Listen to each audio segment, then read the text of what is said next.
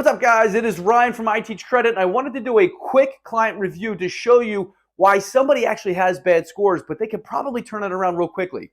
Check this out. All right, I wanted to dive in here and show you this person scores 577 and 565. They're definitely not great scores, guys, but I want to show you and explain why these scores are so different. Okay, first we're going to look at the 577 that is with TransUnion. If you dive down here, this is what I always say, look at the credit factors, guys. 100% payment history, perfect. 13% credit card utilization, great. 6 derogatory marks, which is collections, judgments, charge-offs, and things like that. That's not so good. 8 total active accounts. When you look at this, you think, oh, this isn't so bad, but the reality is this.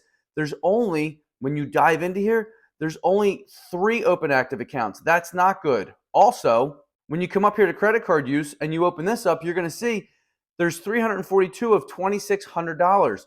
There are 2 cards that are reporting here, and this card right here has 0 balance on it on a $2,100 limit. But there's an unfortunate hidden thing here. This card is terminated, and it's a shame because if you look, you had all this beautiful credit history.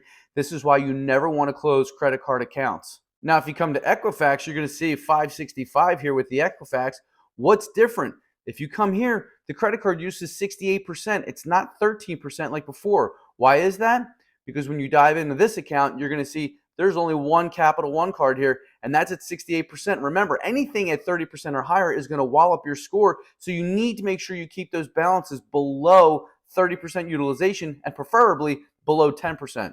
Also, once again, you're going to see 3 open active accounts. The goal here, you want 10 open active accounts. It says 9 accounts in total, which is great, but you want to have at least 10 open active accounts, and $0 annual fee cashback credit cards are the best way to go. So if you have any questions with regards to that or your credit, put those comments below or send me a message with what's wrong with your credit, and let me work on that next.